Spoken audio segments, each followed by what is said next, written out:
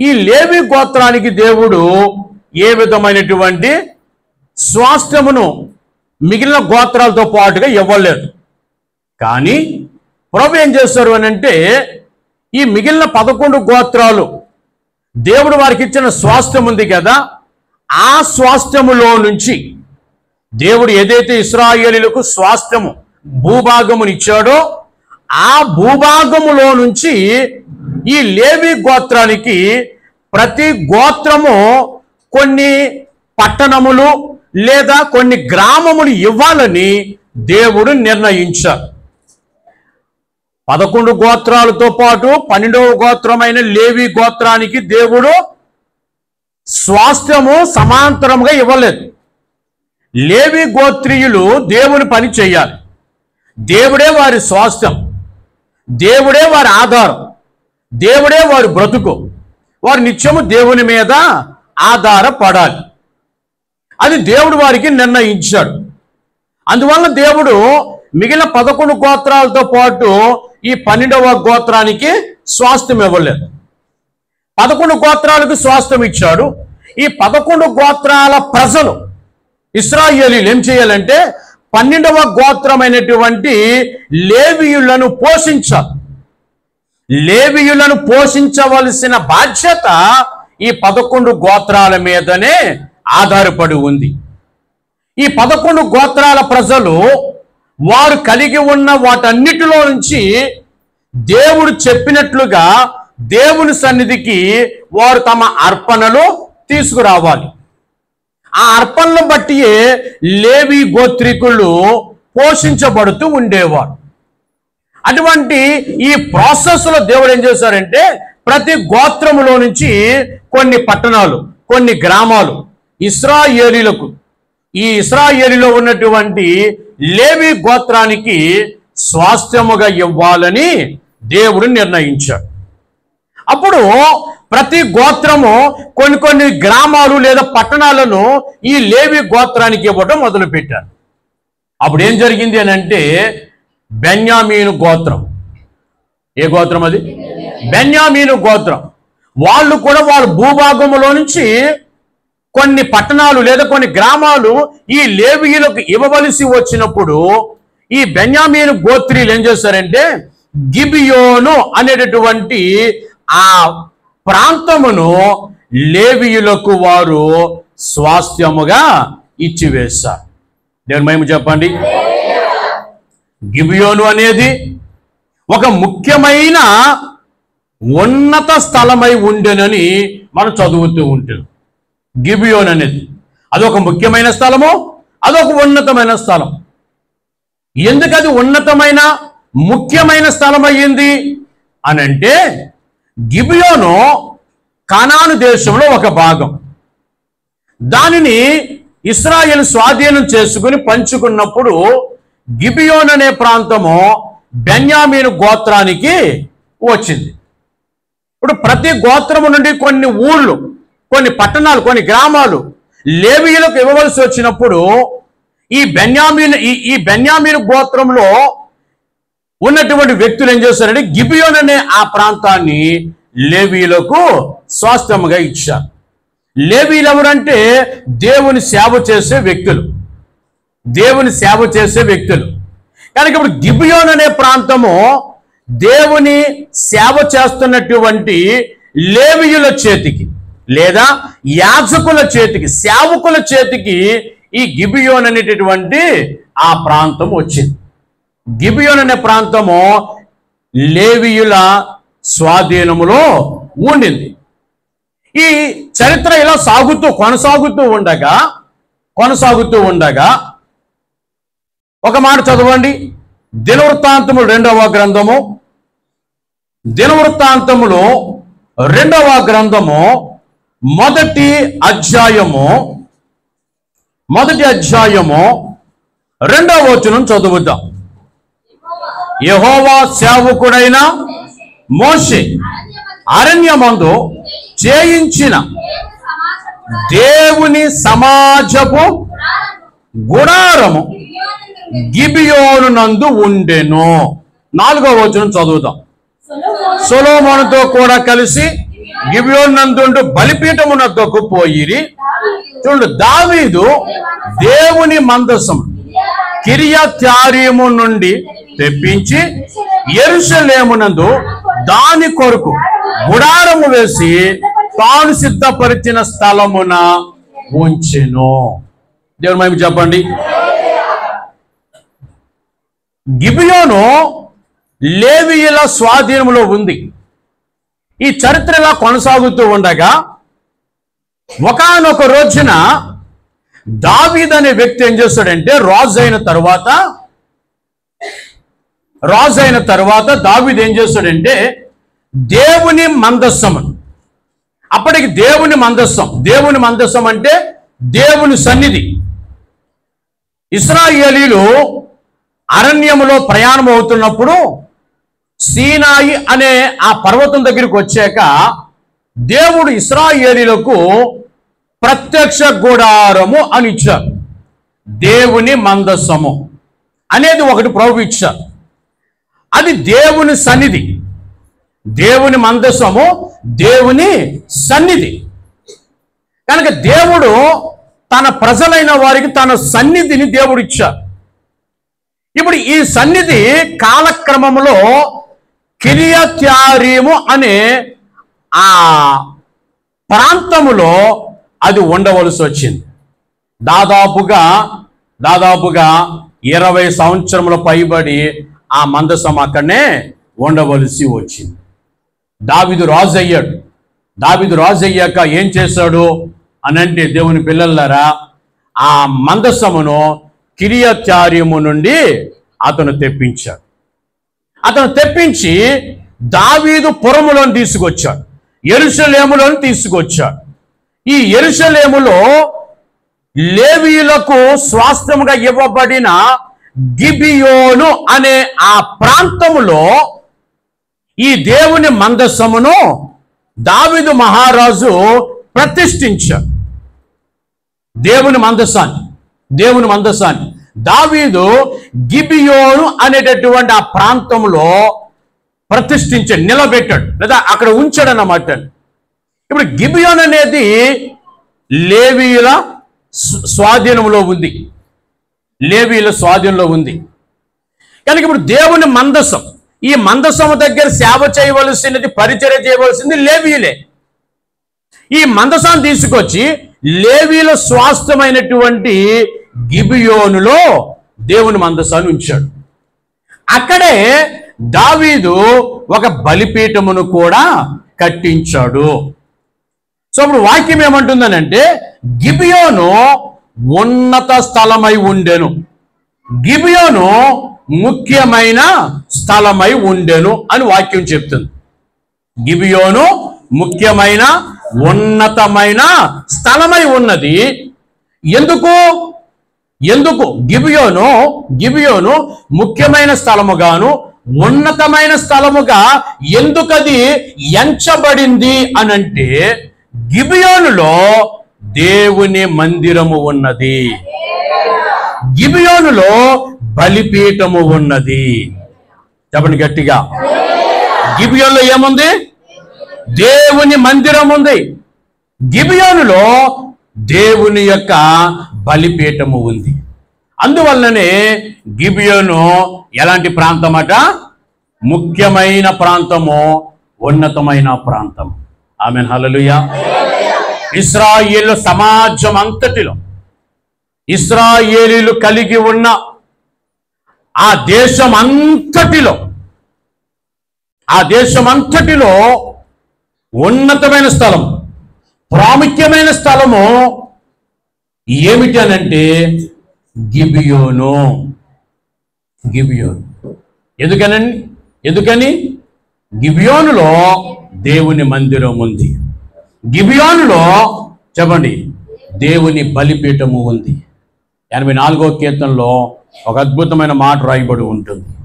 84వ కీర్తన 3-4 వచ్చిన, సైన్యములకు అధిపతి యెహోవా నా రాజా నా దేవా, నీ బలిపీఠమునొద్దని పిచ్చుకలకు నివాసము దొరికెను, పిల్లలు పెట్టుటకు వానకోవెలకు గూటి స్థలము దొరికెను. నీ మందిరమునందు నివసించువారు ధన్యులు, వారు నిత్యము నిన్ను స్తుతించుదురు. దేవుని మహిమ చెప్పండి. నీ మందిరమునందు నివసించువారు ధన్యులు. ఎవరైతే దేవుని మందిరములో ఉంటారో, ఎవరైతే దేవుని మందిరమును సమీపిస్తారో, ఎవరైతే దేవుని మందిరములో దేవుని ఆరాధించే వారుగా ఉంటారు, వారి జీవితాలు ఎలా ఉంటాయట? ధన్యకరముగా ఉంటాయి. నీ మందిరమునందు నివసించువారు. నివసించడం అంటే దేవుని పిల్లలారా, నివసించడం అనే మాటకు రెండు అర్థాలు ఉంటాయి. నివసించడం అంటే ఒకటి కాపురం చేయడం, అది మన గృహం. అది మనకు ఒక ఇల్లు ఉంది, ఆ ఇంటిలో మనము నివాసం ఉంటాం. అందుకని దాన్ని ఏమంటాం? నివాసము అని అంటాం. ఇంటికి ఇల్లు కొన్ని ఇంకో పేరు నివాసము. ఇల్లు అనేది మనం నివసించే ఒక స్థలం. అది నిత్యము అందులో మనం ఉంటాం. నివాసము. దేవుని పిల్లలారా, వాక్యం మనకు సెలవిస్తూ ఉంది. నివసించుట అంటే రెండవ అర్థం దేవుని మందిరములోనికి వచ్చుట. దేవుని మందిరములోనికి వచ్చుట. ఇక నిత్యము ఉండం. ఇక్కడ ఎప్పుడు ఉంటాం? ఆరాధన జరుగు సమయంలో ఉంటాం. ప్రార్థన జరుగు సమయంలోనే మనం దేవుని మందిరంలోనికి వస్తాం. లేదా మనకి ఎప్పుడైనా వీలు కుదిరింది అనుకోండి, ప్రార్థన చేసుకోవాలనిపించినప్పుడు ఏం చేస్తాం? దేవుని మందిరంలోనికి వచ్చి ప్రార్థన చేస్తాం. సో దేవుని మందిరంలో కూడా మనం నివాసం ఉంటాం. 1 గంట, 2 గంటలు, లేదా 3 గంటలు ఉపాసుకోవాలనుకోండి, పొద్దున్నే సాయంకాలం దాకానో మనం ఏం చేస్తాం? దేవుని మందిరంలో కూడా నివాసము ఉంటాం. కనుక వాక్యం ఏమంటుందనంటే, నీ మందిరమునందు నివసించువారు ధన్యులు. దేవుని పిల్లలంగా మనమందరమును దేవుని మందిరములో నివసించువారముగా ఉండాలి. చెప్పండి గట్టిగా. నెహెమ్యా ఇశ్రాయేలీయులతో ఒక ప్రమాణం చేయిస్తాడు. ఒక ప్రమాణం చేతుల ముందుకు చాపి ఒక ప్రమాణం చేయిస్తాడు. ఏమనంటే, మేము మా దేవుని మందిరమును విడిచిపెట్టము. దేవుడు మేము చెప్తామా? ఇశ్రాయేలీయులతో నెహెమ్యా చేయించిన ప్రమాణం అది. ఎలాంటి ప్రమాణం అట? మేము మా దేవుని మందిరమును విడిచిపెట్టం. దేవుని పిల్లలు దేవుని మందిరమును విడిచిపెట్టకూడదు. దేవుని మందిరములోనికి రావాలి. దేవుని మందిరములో మోకరించాలి. ఇది దేవుడు మనకిచ్చిన మందిరం. ఆ మందిరములో దేవుడు మనకొక బలిపీఠమును అనుగ్రహించారు. అందుకని నిత్యము మనం ఏం చేయాలంటే, దేవుని కృపాసనము దగ్గరకు మనము సమీపించాలి. నిత్యము ఆయన కృపా సింహాసనము దగ్గరికి, ఆయన బలిపీఠము చెంతకు మనం ఏం చేయాలట? సమీపించాలి. రావాలి, మోకరించాలి, ప్రభువుని స్తుతించాలి, ప్రభువుని ఆరాధించాలి. దేవునితో కొంత సమయం మనం ముచ్చటించాలి, మాట్లాడాలి. ఎవరైతే దేవుని మందిరాన్ని ప్రేమిస్తారో, ఎవరైతే దేవుని మందిరంలోనికి వస్తారో, ఎవరైతే దేవుని మందిరంలో కొంత సమయము దేవుని ఆరాధించే వారుగా ఉంటారో, వారి జీవితాలను, వారి కుటుంబాలను దేవుడు ధన్యకరముగా మారుస్తాడు. అందుకనే ఈ రాత్రి ఈ మధ్యాహ్న కాల సమయంలో వాక్యం ఏమంటుందనంటే, దేవుని పిల్లలారా, గిబియోను ముఖ్యమైన ఉన్నతమైన స్థలం. ఈ లోకంలో దేవుని మందిరము కంటే ఉన్నతమైన, ముఖ్యమైన, సురక్షితమైన స్థలము మరొకటి లేదు. ఈ లోకములో అన్ని స్థలాల కంటే ఉన్నతమైన స్థలము దేవుని మందిరమే. అన్ని స్థలాల కంటే ప్రాముఖ్యమైన స్థలము దేవుని మందిరమే. అన్ని స్థలాల కంటే సురక్షితమైన, భద్రత కలిగిన స్థలము దేవుని మందిరమే. ఈ దేవుని మందిరం ఎంత గొప్పది అని అంటే యాకోబు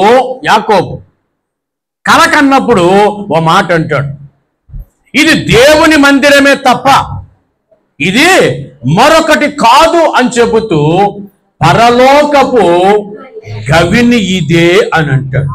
ఆమేన్, హల్లెలూయా. దేవుని మందిరం ఎంత గొప్పదేనంటే దేవుని మందిరం అట పరలోకమునకు చేరుకునే ఒక గుమ్మము, ఒక మార్గము. అర్థమవుతుందా? మన ఇంట్లోకి వెళ్ళాలనుకో మనకు ఒక గుమ్మం కావాలి, మందిరంలోకి రావాలనుకో ఒక గుమ్మం ఉంది మనకి. ఆ గుమ్మం గుండా వస్తాం, ఆ గుమ్మం గుండా వెళ్తాం. మరి మనం అందరం పరలోకం వెళ్ళాలంటే మనకు కూడా ఒక గుమ్మం ఉంది. ఆ గుమ్మము పేరే దేవుని మందిరము. ఏమండి దేవుని పిల్లలారా, మన ఇళ్లలో నుంచి దేవుని మందిరానికి వెళ్ళే మార్గము కాదు, ఆయన మందిరములో నుంచి ఆయన పరలోకంలోనికి వెళ్ళే మార్గము దేవుడు మనకు నిర్ణయించాడు. దేవుని మందిరం అనేది దేవుని పిల్లలకు ఒక విడిది గది. మనలను మనమే పెండ్లి కుమార్తెగా సిద్ధపరుచుకొనుటకు దేవుని మందిరము మనకు ఒక సిద్ధపాటు గది. ఇక మనం ఏం చేయాలంటే, మనం దేవుని మందిరానికి వచ్చాక మనం చేయవలసిన పని ఏమిటంటే మనలను మనము సిద్ధపరుచుకోవాలి. మనలో ఉన్న లోపాలన్నీ తొలగించుకోవాలి. మనలో ఉన్నటువంటి దేవునికి ఆయాసకరమైనవన్నీ తొలగించుకోవాలి. దేవుని మందిరంలోనికి వచ్చాక మనం ఏం చేయాలి? మనల్ని మనము సిద్ధపరచుకోవాలి. ఇదిగో పెండ్లి కుమారుడు, ఆయనను ఎదుర్కొంటకు రండి అని కేక వినబడుతుంది. నీ కొరకు ప్రభు పరలోకము నుండి ఆయన మధ్యాకాశంలోని దిగి వస్తాడు. నువ్వు ఆయనని ఎదుర్కోవాలి అని అంటే దేవుని మందిరములో నిన్ను నీవు సిద్ధపరచుకోవాలి. సిద్ధపాటు కలిగిన వారే దేవునితో పాటు ఆయన ఇంటికి వెళతారు. సిద్ధపాటు లేని వారు ఇక్కడే విడవబడతారు. అందువల్ల దేవుని మందిరం మనకి ఎలాంటిది? మనకొక సిద్ధపాటు గది, మనల్ని మనమే సిద్ధపరుచుకునే ఒక స్థలము దేవుని మందిరం. మనం చదివిన 84 కీర్తనలో 2 రకాల పక్షుల గురించి రాయబడ్డది. పిచ్చుకలు, వానకోవెలలు. అవి ఏం చేస్తున్నాయట?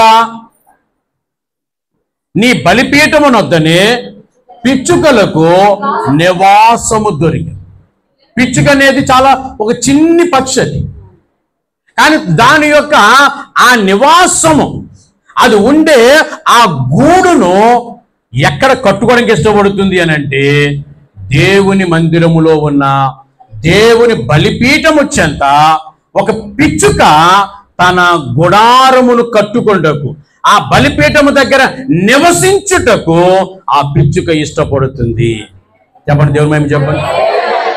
రెండవ పక్షం రేపటిది వానకోవెల. అది కూడా ఒక చిన్ని పక్షి, కానీ అదేం చేస్తుందనంటే ఏమండి, వానకోవెల తన యొక్క పిల్లలను, తన సంతానమును అది డెవలప్ చేసుకోవడానికి, ఉత్పత్తి చేసుకోవడానికి దేవుని ఆ బలిపీఠమును అది ఒక అవకాశముగా మలుచుకుంటుంది. పిల్లలు పెట్టుటకు వానకోవెలకు గూటి స్థలము దొరికెను అంటాడు. చూసారా? పిచ్చుక కానీ వానకోవెల కానీ ఇవి చాలా చిన్ని చిన్ని పక్షులు. ఇంకా చెప్పాలంటే అసలు విలువనే లేనటువంటి, విలువ తక్కువ కలిగినటువంటి పక్షులు. కానీ ఆ పక్షులకు అర్థమైంది ఏమిటనంటే దేవుని బలిపీఠము యొక్క గొప్పతనము, విలువ తక్కువ కలిగిన ఆ పక్షులకు దేవుని బలిపీఠము యొక్క గొప్పతనం అర్థమయ్యింది. అందుకని అవి ఏం చేస్తున్నాయి? ఏమన్నా లోకంలోకి ఎక్కడ వాడి స్థలాలు లేవా? ఎందుకు లేవు? లోకమంతా కావలసినంత స్థలం ఉంది గూడులు కట్టుకోవడానికి, పిల్లలను పెట్టుకోవడానికి. కానీ ఆ పక్షులకి ఏమర్థమైందనంటే లోకంలో స్థలం చాలా ఉండొచ్చు, కానీ దేవుని బలిపీఠముకు మించిన సురక్షితమైన స్థలము ప్రపంచంలో ఇంకెక్కడనో లేదు. దేవుని పిల్లలు అర్థమవుతుంది మీకు ఈ సందేశము. వాక్యం ఏమంటుందనంటే, ఈ లోకంలో ఉన్న అన్ని స్థలాల కంటే ఉన్నతమైన స్థలము దేవుని మందిరమే. అన్ని స్థలాల కంటే ప్రాముఖ్యమైన స్థలము దేవుని మందిరమే. దేవుని మందిరం, ఆయన బలిపీఠము చెంత మనం ఉండుట, అది మనకెంతో సురక్షితము, క్షేమకరము, భద్రత. దేవుని పిల్లలారా, దేవుని మందిరము నువ్వు పరలోకానికి చేరుకునే ఒక మార్గము. దేవుని మందిరము దేవుని ఎదుర్కొంటకు కావలసిన సిద్ధపాటును పొందుకొనుటకు నిన్ను నీవు సిద్ధపరుచుకునే ఒక సిద్ధపాటు స్థలము దేవుని మందిరము. దేవుని మహిమ చెప్పండి. దేవుని పిల్లలారా, అందుకని వాక్యం అంటుంది, నీ మందిరమునందు నివసించువారు ధన్యులు. మనం ఇప్పుడు కూడా ఎక్కడ ఉండాలట? దేవుని మందిరములో ఉండాలి. ఆయన బలిపీఠము చెంత ఉండాలి. ఏదో ఒక ఆదివారం వచ్చి మిగిలిన రోజు దూరంగా ఉండడం కాదండి. నిత్యము ఆయన బలిపీఠము చెంత మనం ఉండాలి. దేవుని బలిపీఠము చెంత మనము మోకరించు వారముగా ఉండుట, అది మనకు మన కుటుంబాలకు అది ఎంతో క్షేమకరము. ఆమె చెప్పండి. ఇప్పుడు దేవుని పిల్లలారా, సొలొమోను రాజు అయిన తర్వాత ఇప్పుడు సొలొమోను ఏం చేస్తున్నాడు అనంటే మూడు విషయాలు జ్ఞాపకం చేస్తాను. సొలొమోను రాజు అయిన తర్వాత సొలొమోను ఏం చేస్తాడు? చదవండి. దినవృత్తాంతము 2వ గ్రంథము 1వ అధ్యాయము 4వ వచనం చదువుతాం. 4వ వచనం, సొలొమోనుతో కూడా కలిసి. 3వ వచనం కూడా చదవండి.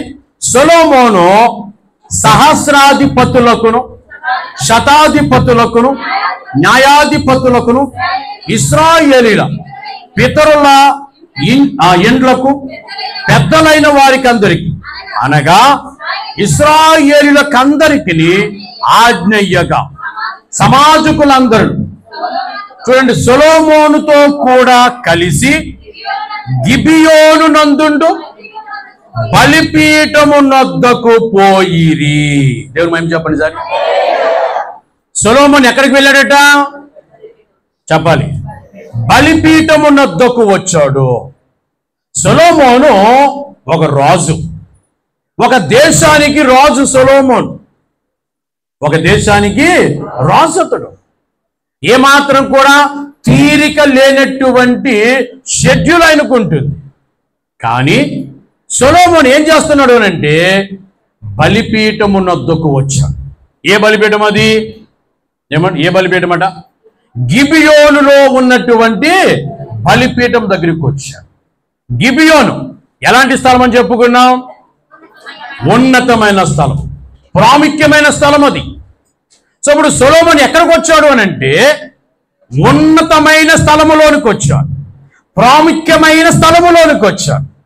గమనించండి పిల్లలారా, అప్పటికే సొలొమోను తన భార్యలు పిల్లలతో కలిసి నివాసం ఉండటానికి ఒక శ్రేష్టమైన ఒక గృహమును కట్టుకున్నాడు. ఒక సుందరమైనటువంటి గృహమును కట్టుకున్నాడు. చాలా సంవత్సరాలు కష్టపడి డబ్బు ఖర్చు పెట్టి ప్రయాసపడి ఒక ఇల్లు ఒకటి కట్టుకున్నాడు, ఒక అంతఃపురము నిర్మించుకున్నాడు.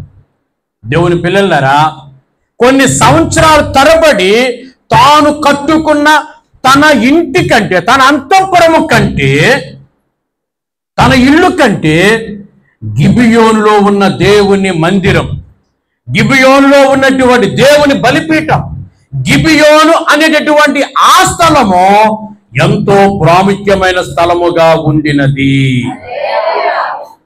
అతను కట్టుకున్న ఇల్లు కంటే కూడా గిబియోను ఎలాంటిదట? ఉన్నతమైన స్థలము. అందుకే దేవుని పిల్లలారా, తన ఇంటి దగ్గర ఉండి తన ఇంటి దగ్గర బలిపీఠాన్ని కట్టుకుని అక్కడే బలులు అర్పించడానికి ఇష్టపడలేదు. తన ఇల్లు కంటే ఎంతో ఉన్నతమైన స్థలము అని ఎంచబడిన గిబియోనుకు వచ్చాడు, దేవుని మందిరములోనికి వచ్చాడు, ఆయన బలిపీఠము చెంతకు వచ్చాడు. ఈరోజున వాక్యం మనకు జ్ఞాపకం చేస్తుంది. దేవుని పిల్లలందరూ కూడా ఎక్కడికి రావాలట? దేవుని బలిపీఠము చెంతకు రావాలి. దేవుని బలిపీఠము చెంతకు రావాలి. అది మనకి ఆశీర్వాదం. దేవుడు మనకి అందరికి మంచి ఇల్లు ఇచ్చాడు.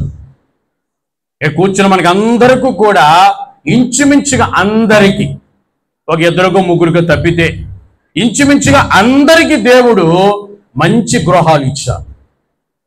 చాలా సంవత్సరాలు అద్దె గృహాల్లో నివాసం ఉన్నాం. దేవుడు మనల్ని ప్రేమించి మంచి గృహాలు ప్రభు మనకి ఇచ్చాడు. దేవుని పిల్లలారా, ఈరోజు వాక్యం ఏమంటుందనంటే, మనము కట్టుకున్న గృహము కంటే, మనము నివాసం ఉంటున్న గృహము కంటే దేవుని మందిరము ఎంతో ఉన్నతమైనది. చాలాసార్లు మనం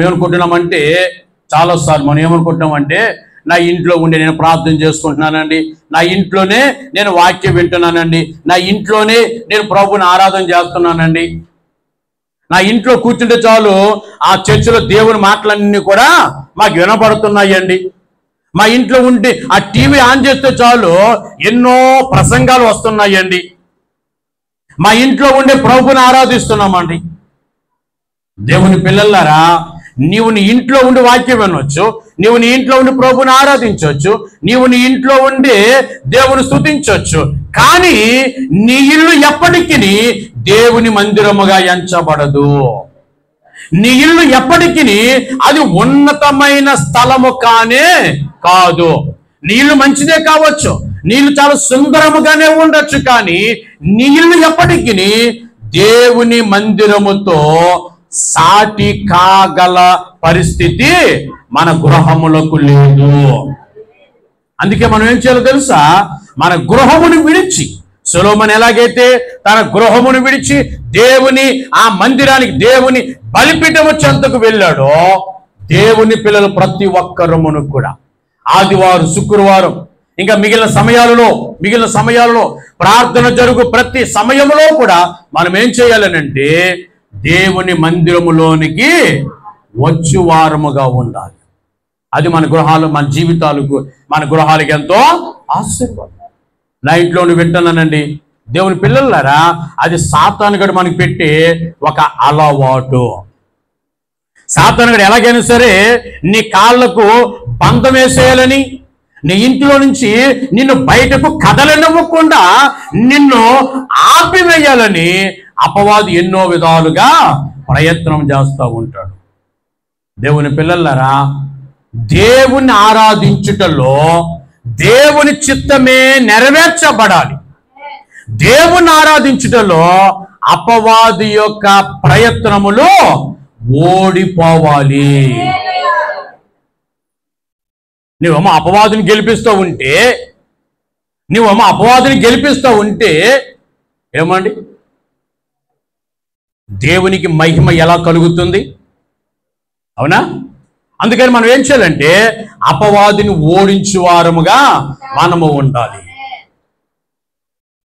దేవుని గణపరచుటలో, దేవుని ఆరాధించుటలో, దేవుని హెచ్చించుటలో, దేవుని ఆరాధించుటలో, దేవుని మందిరానికి వచ్చుటలో అపవాది మనకు పెట్టే ప్రతి ఆటంకమును, ప్రతి బంధకమును మనము జయించువారముగా ఉండాలి. దేవుని యొద్దకు రావాలి. ఎక్కడికి రావాలి? దేవుని యొద్దకు రావాలి. అది మనకి ఎంతో ఆశీర్వాదం. చదవండి, ఇదే దినవృత్తాంతము 2వ గ్రంథము 20వ అధ్యాయం. దినవృత్తాంతము 2వ గ్రంథం 20వ అధ్యాయము 13వ వచనం చదువుదాం. 13వ వచనం. అమ్మా, యోధా వారందరూ తమ శిశువులతో, భార్యలతో, పిల్లలతో యెహోవా సన్నిధిని నిలవబడిరి. దేవుని మహిమ చెప్పండి. ఇశ్రాయేలు అందరూ కూడా ఏం చేశారట? ఏమంటే తమ భార్యలతో, తమ పిల్లలతో, తమ శిశువులతో, భర్త, భార్య, పిల్లలు, చంటి పిల్లలు అందరూ కూడా దేవుని సన్నిధిలో ఉన్నారట. దేవుని సన్నిధికి వచ్చారట. చంటి పిల్లలు కదా, వీళ్ళేం తీసుకెళ్తాంలే అని అనుకోలేదు. చంటి పిల్లలను కూడా వారు దేవుని మందిరములోని తీసుకొచ్చారట. నిజమే. దేవుని పిల్లలారా, ఎప్పుడైతే ఇశ్రాయేలీయులు తమ కుటుంబాలతో దేవుని మందిరములోనికి వచ్చారో అప్పుడు దేవుడు ఇశ్రాయేలీయులకు గొప్ప సహాయం అనుగ్రహించారు. చాలా ఉన్నతమైన సహాయం. అప్పటి పరిస్థితి ఏంటంటే ఇశ్రాయేలీయుల మీదకి 3 దేశముల సైనికులు యుద్ధానికి వచ్చారు. మొదటి వచనం ఆ మాట రాయబడి ఉంటుంది. 20వ అధ్యాయం మొదటి వచనంలో ఇది అయిన తరువాత మోయాబీయులను, అమ్మోనీయులను, మోయోనీయులలో కొందరు దండెత్తి ఇశ్రాయేలీయుల మీదకి యుద్ధానికి వచ్చారట. అప్పుడు యెహోషాపాతు వారికి రాజుగా ఉన్నాడు. ఇశ్రాయేలీయుల మీద యుద్ధానికి వచ్చారు. 3 దేశాల సైన్యము కలుసుకొని ఇశ్రాయేలీయుల మీదకి యుద్ధానికి వచ్చారు. ఒకడు వస్తే ఎదుర్కోవడం ఈజీ అవుతుంది, ఇద్దరు వస్తే ఎదుర్కోవడం కొంచెం కష్టమైన కొంచెం ప్రయత్నం చేయొచ్చు. కానీ ఒకేసారి 3 దేశాల సైనికులు ఒక దేశం మీద యుద్ధానికి వస్తే ఎదుర్కోవటం కష్టము కదా. మరి అప్పుడు ఏం చేస్తారు అనంటే ఆ రాజు ఒక ప్రకటన చేస్తాడు. ఇశ్రాయేల్ అందరూ దేవుని మందిరానికి రండి, ఉపవాసముతో రండి. ఈ కష్టకాలంలో మనమందరూ దేవుని సన్నిధిలో కూడుకుందాం, ఉపవాసం ఉందాం, దేవునికి ప్రార్థన చేద్దాం అని చాటింపేశాడు. అప్పుడు ఇశ్రాయేల్ అందరూ పురుషులు, తర్వాత స్త్రీలు, పిల్లలు, చంటి పిల్లలతో కూడా దేవుని మందిరములోనికి వచ్చేస్తారు. సార్ కూర్చోలేకపోతున్నా, దేవుని మందిరములోనికి వచ్చేస్తారు. అప్పుడు ఏం జరిగింది అనంటే దేవుని మందిరంలో వారందరూ ఉపవాసం ఉండి ప్రార్థన చేస్తున్నప్పుడు ఇశ్రాయేళ్ల మీదకి ఏ శత్రువులైతే వచ్చారో ఆ శత్రువుల మీదకి దేవుడు ఉరుములను కురిపించాడట. దేవుడు తన సైన్యాన్ని ఇశ్రాయేలీల శత్రువుల మీదకి దేవుడే పంపించాడు. ఆ యుద్ధములో శత్రువులు ఓడిపోయారు, ఇశ్రాయేలు గొప్ప విజయమును పొందుకోగలిగారు. పిల్లలు మీకు జ్ఞాపకం చేస్తున్నారు, ఎవరైతే దేవుని మందిరంలో ఉంటారో, ఎవరైతే ఆయన బలిపీఠం చెంత మోకరిస్తారో వారందరి జీవితాలలో దేవుడు గొప్ప కార్యములు జరిగించునుగాక. నువ్వు దేవుని మందిరానికి రాకుండా దేవుని నుండి గొప్ప కార్యములు పొందలేవు. మనం చదవం కదా 84వ కీర్తన 4వ వచనంలో నీ మందిరమునందు నివసించువారు. సొలొమోను రాజు చూడండి, సొలొమోను రాజు గురించి ఏం రాయబడ్డది? దినవృత్తాంతం 2వ గ్రంథం 1వ అధ్యాయము 3-4 వచనాలలో సొలొమోనట బలిపీఠమునొద్దకు పోయెను రాయబడ్డది. ఎవరితో వెళ్ళాడు? 3వ వచనం రాయబడ్డది, సహస్రాధిపతులతో వెళ్ళాడు. సహస్రాధిపతి అంటే 1000 మంది సైనికులకు అధిపతి. 1000 మంది సైనికులకు ఎంతమంది అధిపతులుగా ఉన్నారో వారందరూ సొలొమోనుతో దేవుని మందిరానికి వచ్చారు. తర్వాత శతాధిపతులు వచ్చారట. శతాధిపతి అంటే 100 మంది సైనికులకు అధికారి, వారు కూడా దేవుని మందిరానికి వచ్చారు. న్యాయాధిపతులు వచ్చారు. ఇశ్రాయేలుల ఎండ్లకు పెద్దలుగా ఉన్న వారందరూ కూడా దేవుని మందిరానికి వచ్చారు. ఇశ్రాయేలు అందరూ దేవుని మందిరములోనికి వచ్చారు. ఏ ఒక్కరు కూడా ఆగిపోలేదు. పిల్లలారా, రాజు వచ్చాడు, అధికారులు వచ్చారు, పెద్దలు వచ్చారు, ఇశ్రాయేలు ప్రజలందరూ కూడా దేవుని మందిరంలోనికి వచ్చారు. ఆయన బలిపీఠము చెంతకు వచ్చారు. జ్ఞాపకం చేసుకుంటాం, దేవుని సన్నిధిలో ఎవరెవరు ఉండాలి అని అంటే దేవుని సన్నిధిలో భర్త ఉండాలి, భార్య ఉండాలి, పిల్లలు ఉండాలి, చంటి పిల్లలు కూడా ఉండాలి. చంటి పిల్లలతో సహా మనం ఏం చేయాలి? దేవుని మందిరములోనికి రావాలి. అలాగున వచ్చుట మనం అలవాటు చేసుకోవాలి. అది మనకు, మన కుటుంబాలకు క్షేమము. రెండవ విషయం దినవృత్తాంతము 2వ గ్రంథము 1వ అధ్యాయము 5వ వచనం చదువుతాం. ఊరు కుమారుడైన ఊరికి పుట్టిన బెసలేలు చేసిన ఇత్తడి బలిపీఠం అక్కడ యెహోవా నివాస స్థలము ఎదుట ఉండగా సొలొమోను సమాజపు వారును దాని యొద్ద అంటే బలిపీఠమున్నొద్ద విచారణ చేసిరి. దేవుని మహిమ చెప్పండి. రెండవ పని, మొదటి పని ఏమిటంటే వారు బలిపీఠమునొద్దకు వచ్చారు. దేవుని మందిరం ఎక్కడుందో, దేవుని యొక్క బలిపీఠము ఎక్కడుందో అక్కడికే వచ్చారు. వారి ఇల్లు విడిచిపెట్టి, వారి అంతఃపురాలు విడిచిపెట్టి, వారి కలిగి ఉన్న సర్వమును విడిచిపెట్టి వారు ఎక్కడికి వచ్చారట? దేవుని మందిరములోనికి వచ్చారు. ఆయన బలిపీఠము చెంత నిలవబడ్డారు. ఇప్పుడు రెండో పని వాళ్ళు ఏం చేస్తున్నారు అని అంటే, దేవుని బలిపీఠము దగ్గర దేవునికి వారు ప్రార్థన చేయుచున్నారు. ఆమె చెప్పండి. ఏం చేస్తున్నారు? ప్రార్థన చేస్తున్నారు. విచారణ చేసిరి. దేవుని బలిపీఠము దగ్గర దేవుని ప్రజలైన వారు ప్రార్థన చేయుచున్నారు. దేవుని మందిరంలోకి వచ్చాక మనం ఏం చేయాలి? ప్రార్థన చేయాలి. నువ్వు గంట ఉన్నా, అరగంట ఉన్నా, 2 గంటలున్నా, 3 గంటలున్నా, ఉదయం సాయంకాలం దాకా ఉన్నా, దేవుని మందిరంలో నువ్వు వచ్చినప్పుడు నువ్వు చేయవలసింది ఒకే ఒక్క పని. అది ప్రార్థన మాత్రమే. రెండో పని ఏది నువ్వు చేయకూడదు. కబుర్లు చెప్పుకోవడం, నిద్రపోవటం, ఈయనకు వచ్చాక ఏదో పని చక్క పెట్టుకోవటం, ఇవేవి మనం చేయకూడదు. నువ్వు దేవుని మందిరానికి వచ్చావా, నువ్వు చేయవలసిన పని ఏంటి? ప్రార్థన చేయాలి.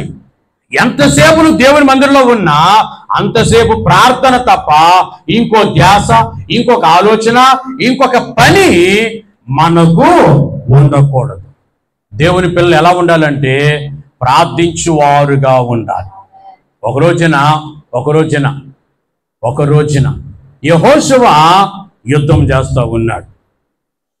యెహోషువ గ్రంథము చదవండి ఆ మాట. 10వ అధ్యాయము, యెహోషువ గ్రంథము 10వ అధ్యాయము 12 నుంచి 14 వరకు.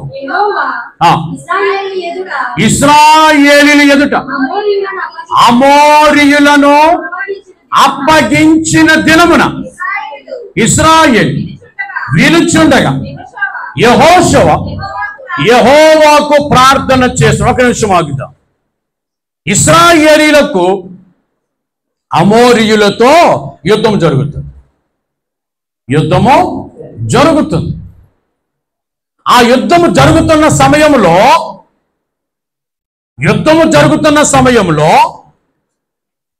ఎవరైనా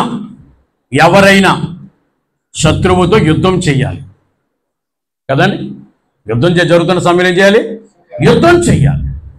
కానీ యెహోషువ ఏం చేస్తున్నాడో తెలుసా? ప్రార్థన చేస్తున్నాడట. యుద్ధము చేయడం ఆపేసి ఇశ్రాయేలు అందరూ వినుచుండగా యుద్ధ రంగములో యెహోషువ దేవునికి ప్రార్థన చేస్తున్నాడు. చదువమ్మా. సూర్యుడా నీవు గిబియోనులో నిలువుము, చంద్రుడా నీవు అయ్యాలోలో లోయలో నిలువుము. జనులు తమ శత్రువుల మీద పగ తీర్చుకొని వరకు సూర్యుడు నిలిచెను, చంద్రుడు ఆగెను అను మాట యాషారు గ్రంథంలో వ్రాయబడి ఉండగా. చదవమ్మా. సూర్యుడు ఆకాశ మధ్యమున నిలిచి ఇంచుమించుగా ఒక్క రోజంతా అస్తమింప త్వరపడలేదు. తర్వాత మాట, యెహోవా ఒక నరుని మనవి వినిన ఆ దినము వంటి దినము దానికి ముందు కానీ దానికి తరువాతనే కానీ. ఇప్పుడు దేవుని మహిమ చెప్పండి. యెహోషువ ప్రార్థన చేస్తున్నాడు. ఏమని? సూర్యుడా నీవు గిబియోనులో ఆగు అంటున్నాడు. ఎక్కడ ఆగమన్నాడు? గిబియోనులో ఆగు. ఎందుకు గిబియోనులో ఆగాలి? గిబియోను ఎందుకు ఆగాలట? గిబియోను ఉన్నతమైన స్థలము. గిబియోను ప్రాముఖ్యమైన స్థలం. గిబియోను దేవుని మందిరం ఉన్న స్థలం. గిబియోను దేవుని బలిపీఠం ఉన్న స్థలం. ఇప్పుడు అంటున్నాడు యెహోషువ, సూర్యుడా నువ్వు గిబియోను ఆగు, చంద్రుడా అయ్యాలు లోయలు ఆగు, మేము మా శత్రువుల మీద యుద్ధము ముగించే వరకు. ఆ రోజునట దేవుడు యెహోషువ చేసిన ప్రార్థన విన్నాడు. ఆమేన్ చెప్పండి గట్టిగా. ఆ రోజున యెహోషువ చేసిన ప్రార్థన దేవుడు విన్నాడు. వాక్యం అంటుంది ఇంచుమించుగా ఒక రోజంతా సూర్యుడు అస్తమించలేదు. ఒక రోజంతా కూడా 24 గంటల పాటు, వాస్తవానికి 12 గంటలే సూర్యుడికి ఇవ్వబడిన సమయం, కానీ 24 గంటల పాటు సూర్యుడు ఆగిపోయాడు. ఎక్కడ ఆగిపోయాడు? గిబియోన్లో ఆగిపోయాడు. ఆ గిబియోన్ నుంచి ఒక్క అంగుళము కూడా ఇక ముందుకు కదులుటకు త్వరపడలేదు. ఆమె చెప్పండి గట్టిగా. బైబిల్ ఏం చెప్తుందో తెలుసా? దేవుడు ఒక నరుని మనవిని ఆలకించాడు. యెహోషువ ప్రార్థన చేస్తే దేవుడు ఆలకించాడట. యెహోషువ ప్రార్థన చేస్తే దేవుడు జవాబు ఇచ్చాడట. యెహోషువ ప్రార్థన చేస్తే యెహోషువ అడిగినది దేవుడు అతనికి అనుగ్రహించాడట.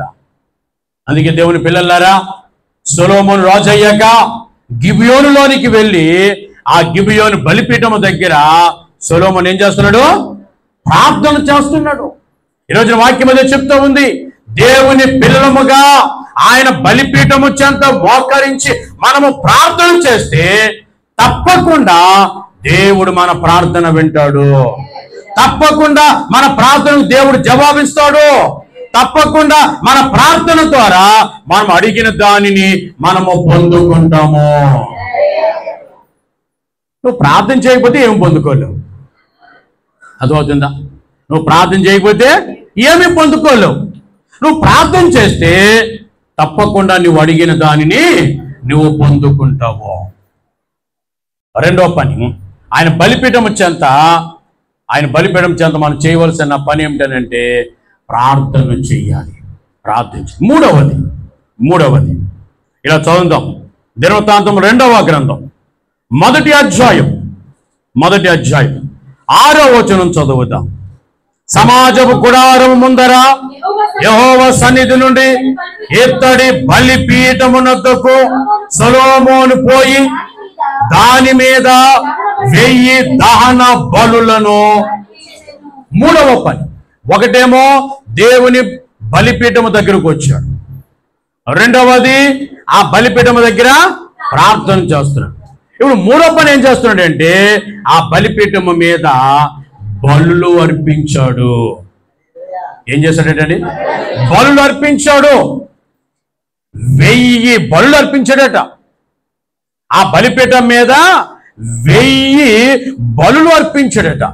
బలులు అర్పించాను, దహన బలులు అర్పించాను. ఇశ్రాయేలీయులకు 5 రకాల బలులు ఉన్నాయి. 5 రకాల బలులు లేవీ కాండంలో ఆ మాటలు రాయబడి ఉంటాయి. లేవీ కాండము 6-7 అధ్యాయాలలో ఆ మాటలు రాయబడ్డాయి. చూడండి ఒకసారి. లేవీ కాండము 6వ అధ్యాయము 9వ వచనం.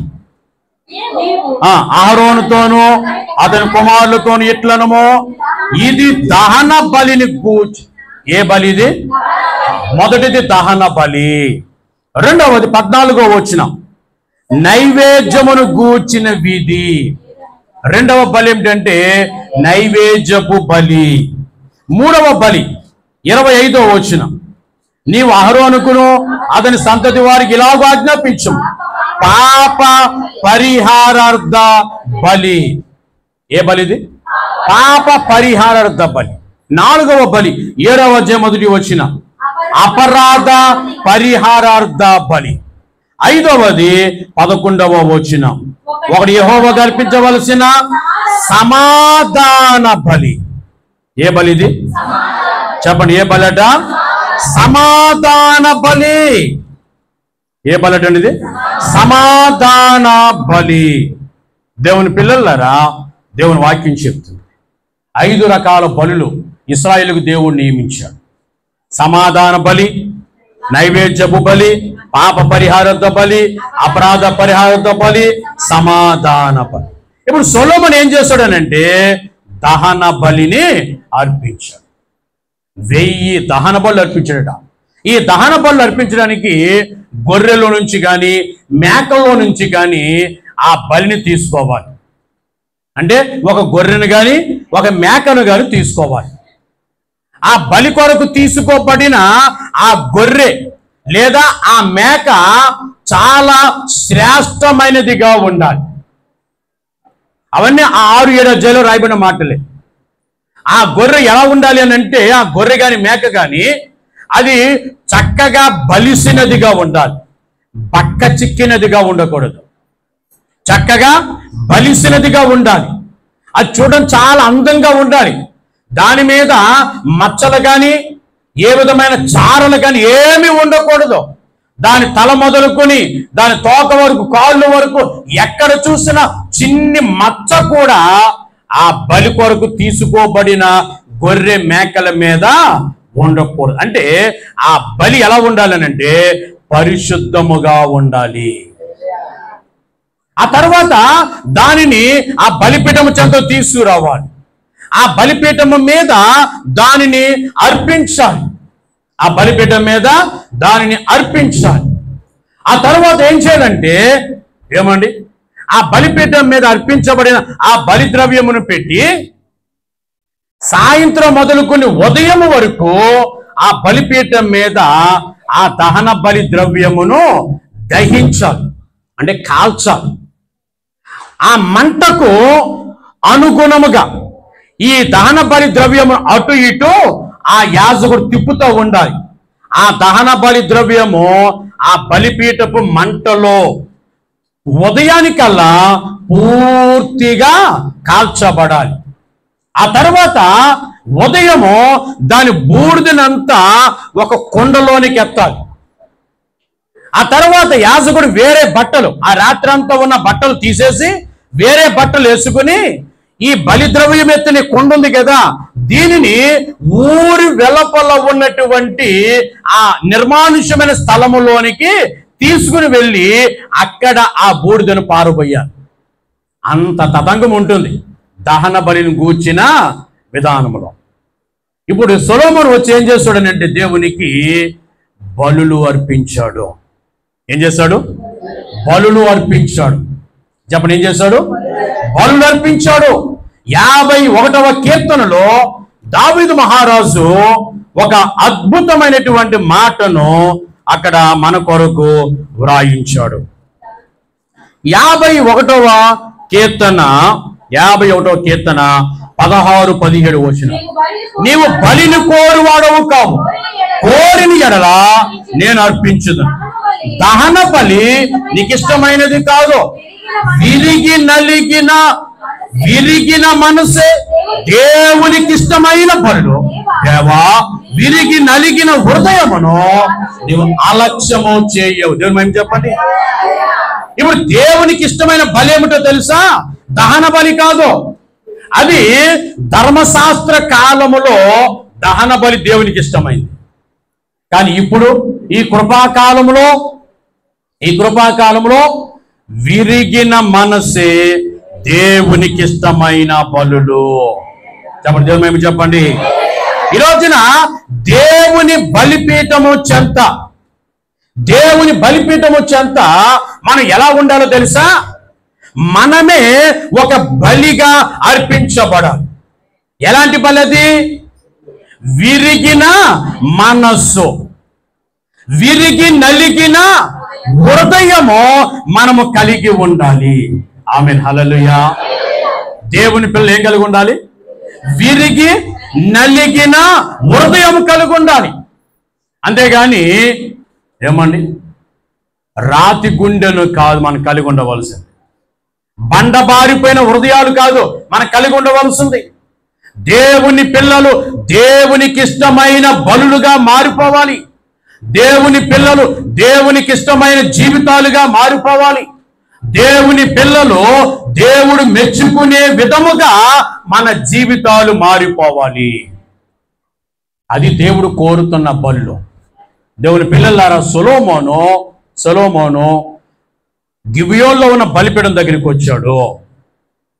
రెండవది అక్కడ ప్రార్థన చేశాడు. మూడవది అక్కడ బలులు అర్పించాడు. ఆ బలులు సొలొమోను అర్పించిన దహన బలి ఆ రోజున దేవునికి ఇష్టమైన బలిగా మార్చబడింది. దేవుని మహిమ చెప్పండి. అందుకే ఈరోజు మనం నేర్చుకుంటున్నాం, దేవుని పిల్లలముగా దేవుని సన్నిధిలో మనం ఉన్నప్పుడు, దేవుని వాక్యం నేర్చుకుంటున్నప్పుడు, దేవుని వాక్యము ద్వారా మన హృదయం, మన జీవితం, మన ఆలోచన అన్ని కూడా ఏమైపోవాలి అంటే విరిగి నలిగిన స్థితిలోనికి మనము వచ్చేయాలి.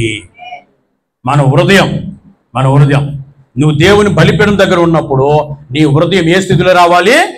విరిగి నలిగిన స్థితిలోనికి రావాలి. అప్పుడే నీవు దేవునికి ఇష్టమైన వ్యక్తివి కాగలుగుతావు.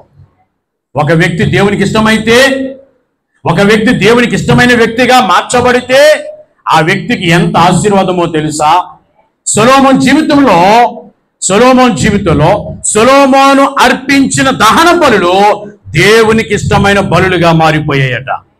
అందువలన దేవుడు ఏం చేస్తాడు? దినవృత్తాంతము 2వ గ్రంథము 1వ అధ్యాయము 7వ వచనం చదువుతాం.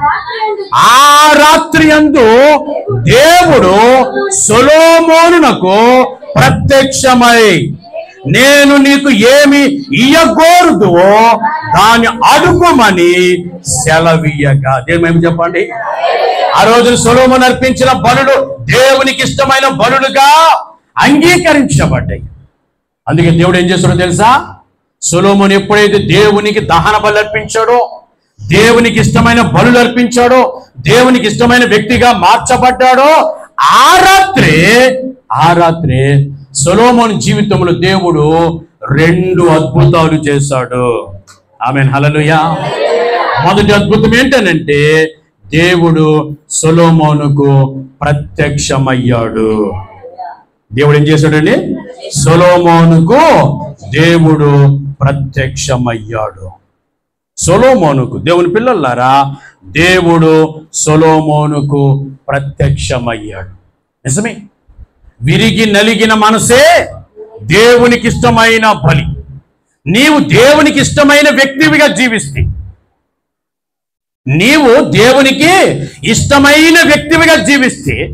దేవుడు ఏం చేస్తాడో తెలుసా? దేవుడు నీకు కూడా ప్రత్యక్షమవుతాడు. సంఖ్యాకాండం చదవండి అన్నమాట.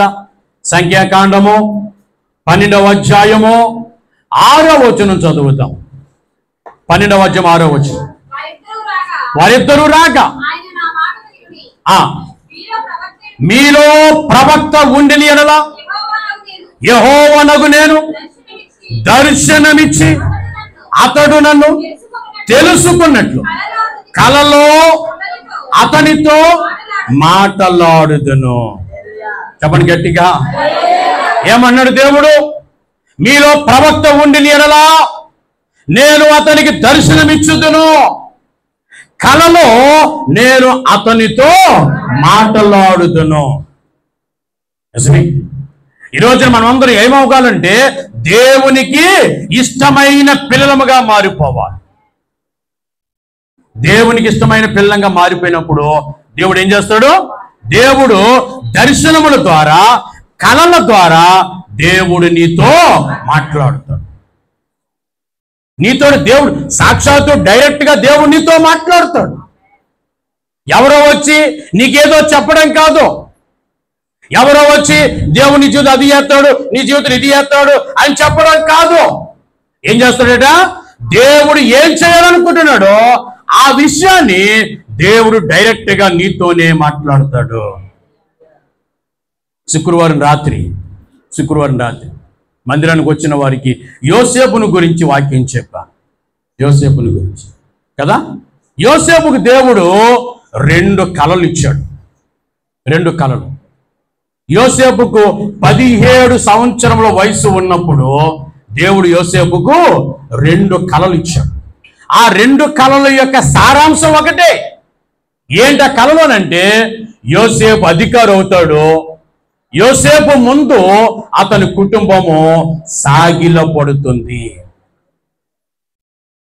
యోసేపు భవిష్యత్తు ఎలా ఉండబోతుందో, యోసేపు యొక్క కుటుంబస్తుల యొక్క పరిస్థితులు ఎలా ఉండబోతున్నాయో దేవుడు, సాక్షాత్తు దేవుడే యోసేపుకు తెలియచేస్తాడు.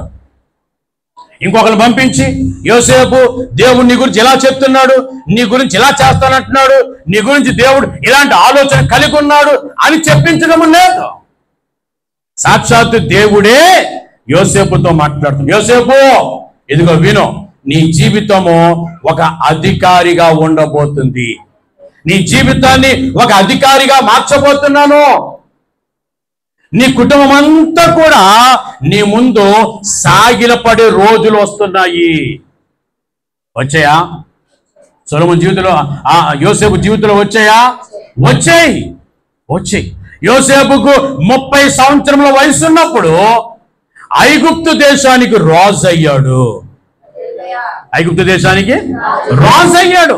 ఐగుప్తు దేశంలో బానిసగా వెళ్ళిన వ్యక్తి ఐగుప్తు దేశానికి 2వ రాజుగా రాజుగారి చేతనే నియమించబడ్డాడు. ఐగుప్తు దేశానికి రాజు అయ్యాడు.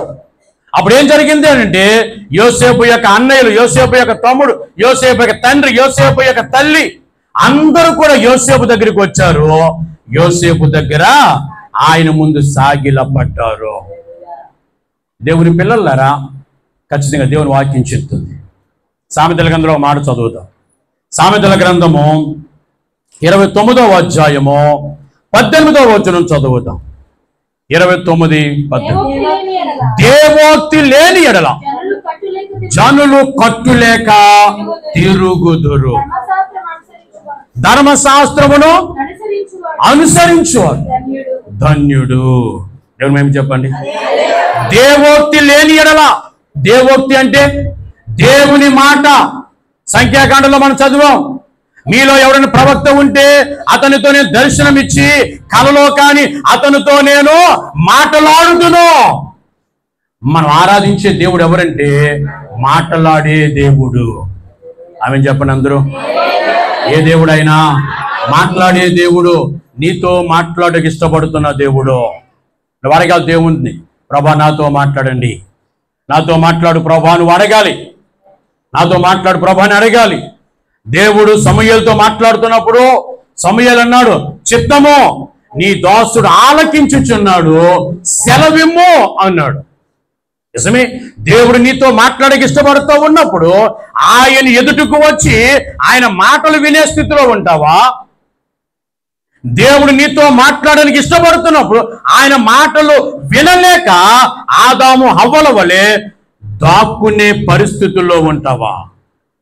ఈరోజు చాలా మంది ఏం చేస్తున్నారనంటే, ఏమండి, దాక్కునే పరిస్థితుల్లో ఉన్నారు. ఒక రోజునట ఇశ్రాయేలు అందరూ మోషే దగ్గరికి వచ్చారట. మోషే దగ్గరికి వచ్చి అన్నారట, మోషే మోషే మోషే మోషే దేవుడి మాట నువ్వు విను, నువ్వు వచ్చి మాకు చెప్పు. డైరెక్ట్ గా మేము దేవుని మాట వింటే మేము చచ్చిపోతాము అన్నారట. దేవుని మాట వింటే మేము చచ్చిపోతాం గనక మేము డైరెక్ట్ గా దేవుని మాట విన్నాం. దేవునికి మాకు మధ్య నీవు మధ్యవర్తిగా. ఏమండి, దేవుని మాట వింటే ఇశ్రాయేలు చచ్చిపోతే మరి దేవుని మాట వింటే మోషే చచ్చిపోడా? ఏమండి, అంటే ఇప్పుడు ప్రజల ఉద్దేశం ఏంటి? మోషే చచ్చిపోయినా పర్వాలేదు, మేము మాత్రం అంతేనా? దేవుని బిడ్డలారా, ఈ రోజున నీ గురించి దేవుని ఆలోచన, నీ గురించి దేవుని ఉద్దేశం, నీ గురించి దేవుని భవిష్యత్తు నీకు దేవునికి డైరెక్ట్ గా ఉండాలి తప్ప నీకు దేవునికి మధ్యవర్తి ఉండకూడదు. ఈరోజు చాలా మంది దేవుని పిల్లలు ఏం చేస్తున్నారంటే మధ్యవర్తుల దగ్గర పరిగెడుతున్నారు. మధ్యవర్తుల దగ్గర పరిగెత్తి, అయ్యారండి ఇది జరిగిద్దా, మాకు ఎలాగుందండి, మేలు పొందుకుంటామా, దేవుడు ఏం చేస్తాడు, దేవుడు మాకు మేలు చేస్తాడు. మధ్యవర్తుల దగ్గరికి వెళ్తుంటే ఆ మధ్యవర్తి ఏం చేస్తున్నాడు? ఏమండి, మధ్యవర్తి దగ్గరికి వెళ్ళావు కనుక నీకు ఏదో కథ చెబుతున్నాడు. జరిగిద్దో జరగదో అది తర్వాత సంగతి. జరిగిద్దో జరగదో అది తర్వాత. కొన్నిసార్లు జరగవచ్చు, కొన్నిసార్లు జరగకను పోవచ్చు. అన్నిసార్లు జరిగిద్ది అనడానికి ఆధారం ఏమీ లేదు. ఎందుకో తెలుసా? అది మధ్యవర్తి మాటే తప్ప అది దేవుని మాట కాదు గనక. దేవుని మాట అయితే అన్నిసార్లు జరిగిద్ది, ఒక్కసారి కూడా ఫెయిల్ అవ్వదు. బట్ సేవకు నోటి వెంట పలకబడిన మాటలలో ఒక్క మాట అయినా ఫెయిల్ అయింది అని అంటే దాని అర్థము సేవకుడు పలుకుతున్న మాట, మధ్యవర్తి పలుకుతున్న మాట అది దేవుని మాట కాదు అని అర్థం. సేవకుడు తను సొంతంగా, మధ్యవర్తి తను సొంతంగా నీతో పలుకుతున్నాడు అని దాని అర్థం. అందుకే దేవుని పిల్లలు మధ్యవర్తుల దగ్గరికి పరిగెత్తకూడదు. ఏమండి, లోకంలో ఉన్న వాళ్ళు మధ్యవర్తుల దగ్గరికి వెళ్తారు, గద్దెల దగ్గరికి వెళ్తారు కదా, సోది చెప్పే వాళ్ళ దగ్గరికి వెళ్తారు, మంత్రగాల దగ్గరికి వెళ్తారు,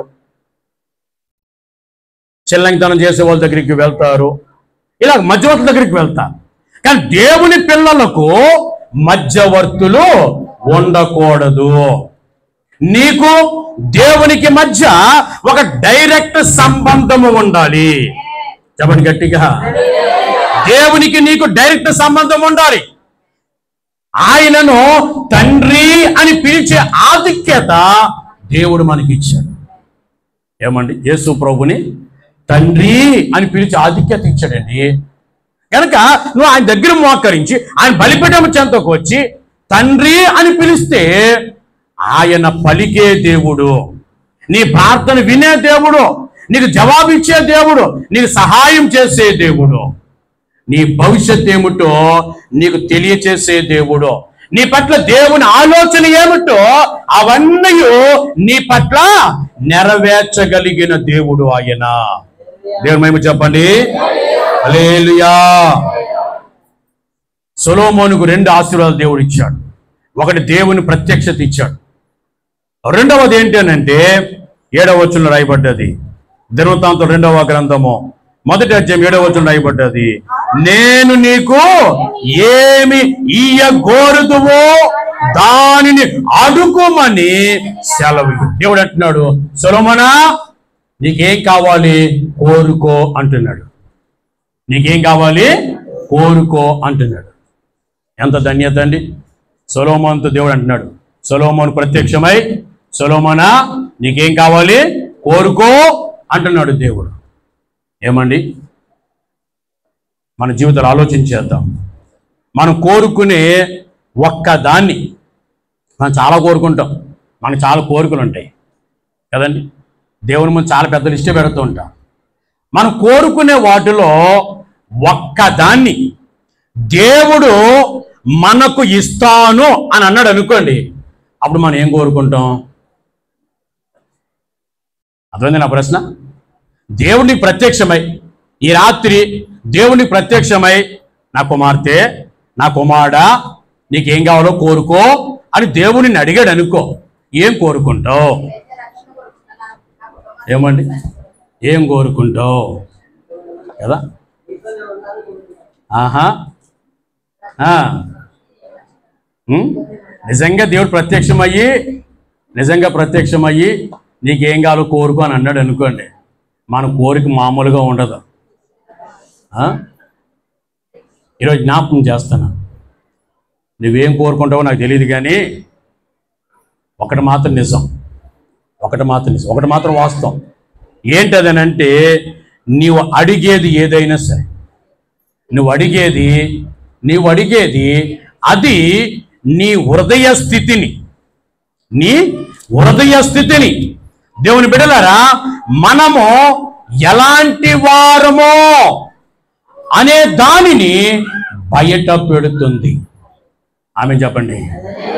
మనం కోరుకునేది నువ్వు నీ హృదయ స్థితిని బయలుపరుస్తుంది. నువ్వు కోరుకునేది నువ్వు ఎలాంటి వ్యక్తివో అనేది బయటపరుస్తుంది, తేటపరుస్తూ ఉంది. దేవుని బిడ్డలారా, ఈరోజున ఒక దేవునికి ప్రత్యక్షమై దేవునిని అడిగితే నువ్వేం కోరుకుంటావో దేవుని బిడ్డలారా ఆలోచించేయాలి. సొలొమోను దేవుడు ప్రత్యక్షమయ్యాడు. సొలొమోనా, నీకేం కావాలో కోరుకో అన్నాడు. సొలొమోను ఏం చేశాడు? ప్రభువా, నాకు జ్ఞానము కావాలని కోరుకున్నాడు. ఏమడిగాడు? జ్ఞానం కావాలని దేవుడిని అడిగాడు. అప్పుడు దేవుడు అన్నాడు సొలొమోనుతో, దేవుని బిడ్డలారా, నీవు ఐశ్వర్యమునైను, సొమ్మునైనను, ఘనతనైనను, ఈ శత్రువుల ప్రాణమునైను, దీర్ఘాయువునైనను అడుగక నాకు జ్ఞానమును తెలివిని ఇమ్మని అడిగి ఉన్నావు అంటున్నాడు 11వ వచనంలో. సొలొమోనట ప్రభువా, నాకు జ్ఞానం కావాలని అడిగాడట. దేవుని పిల్లలు ఎప్పుడు కూడా దేవునిని ఉన్నతమైనవే అడగాలి. ఏమడగాలి? ఉన్నతమైనవే అడగాలి. దేవుడు ఎప్పుడు దేవుణ్ణి వ్యర్థమైనవి కొంతకాలం ఉండి ఆ తర్వాత నిష్ఫలమైపోయేవి వాటిని కాదు మనం అడగవలసింది. ఎప్పటికీ మనతో ఉండేవి, ఎప్పటికీ సజీవముగా ఉండేవి, ఎప్పటికీ మన జీవితాన్ని శ్రేష్టమైనదిగా మార్చగలిగే వాటినే మనము దేవుణ్ణి అడగాలి. సొలొమోను దేవుణ్ణి జ్ఞానం కావాలని అడిగాడు. ఆ జ్ఞానమే సొలొమోను జీవితాన్ని ఒక ప్రత్యేకమైన వ్యక్తిగా సొలొమోను జీవితాన్ని మార్చేసింది. చెప్పండి, దేవుని మహిమ చెప్పండి. ఒక ప్రత్యేకమైన వ్యక్తిగా సొలొమోను జీవితాన్ని మార్చేసింది. బైబిల్లో మనుషులందరికంటే ప్రత్యేకమైన వ్యక్తులు కొంతమంది ఉన్నారు. వారిలో సొలొమోను ఒక్కడు. సొలొమోను జీవితం ఒక ప్రత్యేకమైన జీవితం. ప్రభువు అంటారు, నీకు ముందు కానీ నీకు తర్వాత కానీ నీ వంటి జ్ఞానవంతుడు ఒక్కడునో చరిత్రలో ఉండడు అని అంటాడు. చరిత్ర మొత్తానికి, మానవ చరిత్ర మొత్తానికి సొలొమోను ఒక్కడే దేవుని తర్వాత జ్ఞానము కలిగిన వ్యక్తి. చూసారా? సొలొమోను ఏదైతే కోరుకున్నాడో అది సొలొమోను జీవితాన్ని చరిత్రలో ఒక ప్రత్యేకమైన జీవితముగా మార్చేసింది. ఈ రోజున కొన్ని మాటలు జ్ఞాపకం చేస్తాను. చదవండి త్వరగా. 27వ కీర్తన 4వ వచనం. 27వ కీర్తన 4వ వచనం. యెహోవా యొద్ద ఒక వరం అడిగితి, దాని నేను వెతుకుచున్నాను. యెహోవా ప్రసన్నతను చూచుటకు, ఆయన ఆలయములో ధ్యానించుటకు నా జీవిత కాలమంతై నేను యెహోవా మందిరములో నివసింపగోరుచున్నాను. దేవుని మహిమ చెప్పండి. దావీదు దేవుని అడుగుతున్నాడట, ప్రభువా, ఒక్క వరమున కావాలి, ఒకే ఒక్క వరము నేను కోరుకుంటున్నాను, నాకు దయచేయండి ప్రభువా అంటున్నాడు. ఏంటదనంటే, నా జీవిత కాలమంతా నేను నీ మందిరములో నివసించుటకు ఇష్టపడుచున్న. నా ఆయుష్కాలం ఎంతో నాకు తెలియదు, కానీ నేను బ్రతుకు కాలమంతా నేను ఎక్కడ ఉండాలట? దేవుని సన్నిధిలో ఉండాలి. ఎందుకు కోరుకుంటున్నాడు? ముందే చెప్పాను, ఈ లోకంలో ఉన్నతమైన స్థలమో దేవుని మందిరం, ప్రాముఖ్యమైన స్థలమో దేవుని మందిరం. ఏమండి? అన్నిటికంటే సురక్షితమైన స్థలమో దేవుని మందిరం. దేవుని మందిరంలో నిత్యము సంతోషం ఉంది, దేవుని మందిరంలో సమృద్ధి ఉంది, దేవుని మందిరంలో మేలులు ఉన్నాయి. నీ మందిరంలో ఒక దినము గడుపుట 1000 దినముల కంటే శ్రేష్టము అంటాడు. భక్తిహీన గుడారములో నివసించడం కంటే నా దేవుని మందిర ద్వారమునొద్ద కూర్చుంటుట నాకు మేలు అంటాడు. మందిర ఆవరణ చూడాలని నా ప్రాణము ఎంతో ఆశపడుచున్నది అంటాడు. దుప్పి నీటి వాగుల కొరకు ఆశపడినట్లుగా నా ప్రాణము దేవుని మందిరము కొరకు ఆశపడుచున్నది అంటాడు. ప్రజలు నాతో అన్నారు, మనం దేవుని మందిరానికి వెళ్ళుదామని ప్రజలు నాతో అన్నప్పుడు నా హృదయము ఎంతో సంతోషించాను అంటాడు. ఇలా ఎన్నో మాటలు చెప్తాడు దేవుని మందిరము యొక్క గొప్పతనాన్ని గురించి. దావీదు కోరిక ఎలాంటిదట? సొలొమోను కోరిక జ్ఞానం కావాలని కోరుకుంటే, దావీదు కోరిక ఎలాంటిదట? దేవుని మందిరంలో నేను బ్రతుకు కాలమంతయో, ప్రభా నువ్వు నాకు ఎంత ఆయుష్ ఇచ్చావో అంత ఆయుష్ వరకు ఎక్కడ ఉండాలనుకుంటున్నాను నేను? దేవుని మందిరం. ఒకవేళ నా ప్రాణం పోతే అది నీ మందిరంలోనే పోవాలి. అలాగున నా జీవితం ఉండినట్లుగా నన్ను దీవించనని దావీదు దేవుని అడుగుతా ఉన్నాడు. లూకాసు వార్త 10వ అధ్యాయం, లూకాసు వార్త 10వ అధ్యాయం 41, 42 వచనాలు. 41, 42. అందుకు ప్రభు, మార్తా మార్తా, నీవు అనేకమైన పనులను గూర్చి విచారము కలిగి తొందరపడుచున్నావు, అవసరమైనది ఒక్కటే. 42వ వచనం చూడండి, మరియా ఉత్తమమైన దానిని ఏర్పరచుకొనెను, అది ఆమె యొద్ద నుండి తీసివేయబడదు. దేవుని మహిమ చెప్పండి గట్టిగా. మరియా ఏం కోరుకుందట? ఉత్తమమైన దానిని ఏర్పాటు చేసుకుందట. మరియా ఉత్తమమైన దాన్ని ఏర్పాటు చేసుకుందట. ఏంట ఉత్తమమైనది? దేవుని మందిరములో ఉండుట, ఆయన పాదాల చెంత కూర్చుండుట. మరియ ఎంచుకున్న ఆ ఉత్తమమైనది ఏమిటనంటే ఆయన పాదాల చెంత కూర్చుండుట, ఆయన మాట్లాడుతుంటే ఆయన మాటలు వినుట, ఆయనతో సహవాసము. ఎవరితో? దేవునితో సహవాసము. అదండి మరియ ఎన్నుకున్న ఉత్తమమైనది, దేవునితో సహవాసం. యోబు గ్రంథంలో అంటాడు, దేవునితో సహవాసం చేస్తే నీకు సమాధానం కలుగుతుంది, అలాగున నీకు మేలు కలుగుతుంది అంటాడు. దేవునితో సహవాసం చేస్తే ఏం కలిగిద్దట? సమాధానం కలిగిద్ది. దేవునితో సహవాసం చేస్తే సమాధానం కలిగింది, దేవునితో సహవాసం చేస్తే మేలు కలుగుతుంది. నువ్వు దేవునితో సహవాసం చేస్తే నీ ఆశీర్వాదం పొందుతావు. ఆయనతో నీకు సహవాసం లేదనుకో, అప్పుడు నీ జీవితంలో సమాధానం ఉండదు. సమాధానం లేని చోట ఏముంటాయి? సమాధానం లేని చోట కలహాలు ఉంటాయి, మనస్పర్ధలు ఉంటాయి, కోపాలు ఉంటాయి, ద్వేషం ఉంటుంది. ఏమంటే మనశ్శాంతి ఉండదు. సమాధానం లేని చోట ఏముంటాయి? కలహాలు ఉంటాయి, కలహాలు ఉంటాయి. దేవుని పిల్లలారా, నువ్వు దేవునితో సమాధానం, నువ్వు దేవునితో సహవాసం కలిగి ఉంటే దేవుడు తన సమాధానమును నీకు అనుగ్రహిస్తాడు. దేవుడు నీ జీవితంలో మేలు చేస్తాడు. అందుకే దేవుని పిల్లలు ఎప్పుడు కూడా మరియ వలె దేవునితో సహవాసమును ఎంచుకోవాలి. ఒకటి, జ్ఞానం కలిగి ఉండాలి. రెండు, ఆయన సన్నిధిలో నిత్యము ఉండాలి. మూడవది, దేవునితో సహవాసము కలిగి ఉండాలి. ఇంకో మాట చెప్తాను. ఫిలిప్పీలకు రాసిన పత్రిక 3వ అధ్యాయం, ఫిలిప్పీలకు రాసిన పత్రిక 3వ అధ్యాయం, అందరూ కూడా తీయండి. ఫిలిప్పీలకు రాసిన పత్రిక 3వ అధ్యాయము 8వ వచనం చదువుదాం.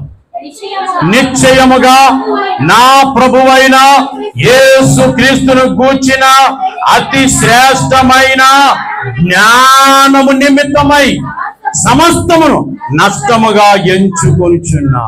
పౌలు దైవజనుడు చెప్తూ ఉన్నాడు ఈ మాట. పౌలు దైవజనుడు ఏమంటున్నాడంటే, నేను నేను నేను నేను కలిగి ఉన్న సమస్తమును నష్టముగా ఎంచుకుంటాను. దేనికోసమో తెలుసా? నా ప్రభువైన యేసు క్రీస్తును గూర్చిన అతి శ్రేష్టమైన జ్ఞానము. ఏం కావాలంటున్నాడు? మామూలు జ్ఞానం కాదు, నా దేవుని గూర్చిన అతి శ్రేష్టమైన జ్ఞానం కావాలి. యేసు క్రీస్తును గూర్చిన జ్ఞానం కావాలి మనకు. ప్రభు అంటారు, నా ప్రజలు జ్ఞానము లేకయే నశించిపోవచ్చున్నారు అంటాడు. దేవుని పిల్లలకి ఏముండాలి? జ్ఞానం ఉండాలి. ఏ జ్ఞానం అది? దేవుని గూర్చిన జ్ఞానం ఉండాలి. యేసు క్రీస్తును గూర్చిన జ్ఞానమును మనం దేవుని దగ్గర పొందుకోవాలి. 9వ వచనం అంటాడు, క్రీస్తును సంపాదించుకొని. ఏం సంపాదించుకోవాలట? క్రీస్తును సంపాదించుకోవాలి. ధర్మశాస్త్ర మూలమైన నా నీతిని కాక క్రీస్తునందరి విశ్వాసము వలన నీతి అనగా విశ్వాసమును బట్టి దేవుడు అనుగ్రహించు నీతి గలవాడనై ఆయన యందు అగపడు నిమిత్తము. ఏం కావాలని కోరుకుంటున్నాడు? నీతి గలవాడుగా నేను జీవించాలని కోరుకుంటున్నాను. మొట్టమొదటి అంటున్నాడు, యేసుక్రీస్తును కూర్చున్న జ్ఞానం నాకు కావాలంట. రెండవది, నేను క్రీస్తును సంపాదించుకోవాలి అనుకుంటున్నాను అన్నాడు. మూడవది, నేను నీతిగా బ్రతకాలి అనుకుంటున్నాను అన్నాడు. తర్వాత అంటాడు, ఏ విధము చేత నేను మృతులు నాకు పునరుత్థానం కలగవలని ఆయన మరణ విషయంలో సమాన అనుభవం గలవాడని. చూడండి, ఆయనను ఆయన పునరుత్థాన బలమును ఎరుగు నిమిత్తము ఆయన శ్రమలలో పాలువాడకుట ఎట్టిదో ఎరుగు నిమిత్తము సమస్తము నష్టపరుచుకొని పెంటతో సమానముగా నేను కలిగి ఉన్న దానంతటిని కూడా పెంటతో సమానముగా ఎంచుకొనుచున్నానంట. దేనికోసం అంటే అంటాడు, ఆయన కోసం, నా దేవుని కోసం, నా రక్షకుని కోసం, నా యేసుక్రీస్తు కోసం నేనేం చేస్తున్నానంటే నేను కలిగి ఉన్న అంతటిని పెంటతో సమానముగా ఎంచు. నా దేవుని యొక్క పునరుత్థాన బలమును ఎరుగు నిమిత్తము నా దేవుని యొక్క శ్రమలలో పాలివాడగుట ఎట్టుదో ఎరుగు నిమిత్తం. భక్తుల యొక్క ఆలోచనలు చూడండి ఎంత ఉన్నతమైనవిగా ఉన్నాయో. భక్తుల ఆలోచనలు ఇంకా బైబిల్లో చాలా ఉన్నాయి. చాలా మంది భక్తుల ఆలోచనలు రాయబడ్డాయి. దేవుని పిల్లలారా, భక్తుల ఆలోచనలు ఎప్పుడు కూడా చాలా ఉన్నతమైనవిగానే ఉన్నవి. అందుకే ఈ సాయంకాల సమయం జ్ఞాపకం చేస్తూ ఉన్నా. పిల్లలారా వినండి, దేవుని వాక్యం ఏం చెప్తుందనంటే, దేవుడు సొలొమోను ప్రత్యక్షం అడిగాడు, సొలొమోనా నీకేం కావాలో కోరుకో అని అన్నప్పుడు సొలొమోను జ్ఞానం కావాలని కోరుకున్నాడు. ఆ జ్ఞానమే సొలొమోను జీవితాన్ని ప్రపంచ చరిత్రలో, మానవ చరిత్రలో ఒక ప్రత్యేకమైన వ్యక్తిగా మార్చేసింది. దేవుని పిల్లలారా, ఎంత గొప్ప ధన్యత! దేవుని దర్శనాన్ని పొందుకున్నాడు. సొలొమోను జీవితము మానవ చరిత్రలో ఒక ప్రత్యేకమైన వ్యక్తిగా మార్చబడ్డది. ఇంత గొప్ప ధన్యత సొలొమోను ఎక్కడ పొందుకున్నాడనంటే గిబియోనులో ఉన్న బలిపీఠము దగ్గర పొందుకున్నాడు. ఆమె చెప్పండి గట్టిగా. అందుకే ఈ రోజున వాక్యం అంటుంది, మనందరి జీవితాలు ఆ బలిపీఠముతో అనుసంధానమై ఉండాలి. అనుసంధానం అంటే ఏమండి? కలిసిపోవడం అన్నమాట. మన జీవితాలు దేంతో కలిసిపోవాలి? బలిపీఠముతో కలిసిపోవాలి. ఈ రోజున బలులు కాదు మనం అర్పించవలసింది, నీ హృదయమే విరిగి నలిగిన బలిగా మార్చబడాలి. అలాగున మన జీవితాలు దేవుని యొక్క బలిపీఠముతో అనుసంధానము చేయబడాలి. అదే మన జీవితాలకు గొప్ప ఆశీర్వాదం. అందరూ కూడా లేచి నిలబడండి. అందరూ లేచి నిలబడండి. ఒక్క మాట దేవుని సన్నిధిలో ప్రార్థన చేసుకుని ఆరాధన మన ముందుకు కొనసాగుతాం. స్తోత్రం. అందరూ కూడా కళ్ళు మూసుకోండి. దేవుని సన్నిధిలో ఒక్క మాట దేవునితో చెబుదాం. దేవుని సన్నిధిలో ఒక్క మాట దేవునితో చెబుదాం. గిబియోను బలిపీఠముల గురించి నేర్చుకున్నాం. అందరూ ఒక నోరు తెరిచి దేవుని దగ్గర ప్రార్థించారు. మౌనంగా ఉండదు. కళ్ళు మూసుకోండి. దేవుని దగ్గర ప్రార్థన చేయండి. గిబియోను బలిపీఠముల గురించి నేర్చుకున్నాం. గిబియోను ఉన్నతమైన స్థలం, గిబియోను ప్రత్యేకమైన స్థలం, గిబియోను దేవుని మందిరమును కలిగిన స్థలం, గిబియోను దేవుని బలిపీఠమును కలిగిన స్థలం. గిబియోనులో ఉన్న దేవుని మందిరం, దేవుని బలిపీఠము సురక్షితమైన స్థలము. సొలొమోను తన ఆఫీసర్స్ తో కలిసి, తన ప్రజలతో కలిసి, తన కుటుంబంతో కలిసి ఆ బలిపీఠం దగ్గరికి వచ్చాడు. సొలొమోను ఆ బలిపీఠం దగ్గరనే ప్రార్థన చేస్తాడు. సొలొమోను ఆ బలిపీఠం దగ్గరనే బలులు అర్పించాడు. సొలొమోను అర్పించిన బలులు దేవునికి ఇష్టమయ్యాయి. సొలొమోను జీవితం, సొలొమోను చేసిన కార్యములు, సొలొమోను యొక్క ఆలోచన, సొలొమోను రాజు యొక్క సమర్పణ దేవునికి ఇష్టమయ్యింది. అందుకే ఆ రాత్రే దేవుడు సొలొమోనును దర్శించాడు. నీకేం కావాలో కోరుకో అన్నాడు. సొలొమోను ఏదైతే కోరుకున్నాడో దేవుడు దానిని సొలొమోనుకు అనుగ్రహించాడు. సొలొమోను కోరుకున్నది సొలొమోను జీవితాన్ని మానవ చరిత్రలో ఒక ప్రత్యేకమైన వ్యక్తిగా మార్చేసింది. ఆయన పరిపీఠం చెందుతూ ఉన్నావు, దేవుని మందిరంలో ఉన్నావు, నోరు తెచ్చి ప్రార్థించేద్దాం. దేవుని నోరు తెచ్చి ప్రార్థించాడు. ప్రభా, విరిగి నలిగిన హృదయం నాకు కావాలి, విరిగి నలిగిన జీవితం నాకు కావాలి. నీకు ఇష్టమైన బలిగా నేను మార్చబడాలి. నన్ను నేనే ఒక అర్పణగా అర్పించుకునే సమర్పణ నాకు కావాలి. చెబుతాం దేవునితో.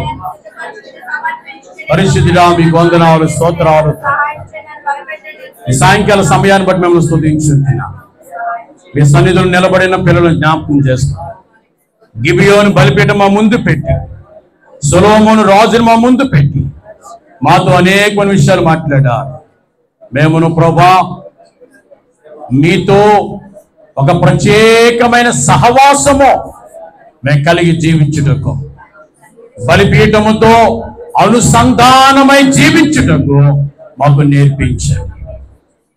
విరిగి నలిగిన హృదయాలు కలిగి మీకు ఇష్టమైన జీవితాలు కలిగిన వారముగా మమ్మల్ని మేము మలుచుకొనుట, జీవించుట మాకు నేర్పించండి. యేసు నామమున ప్రార్థన చేయుచున్నాను మా తండ్రి. ఆమేన్.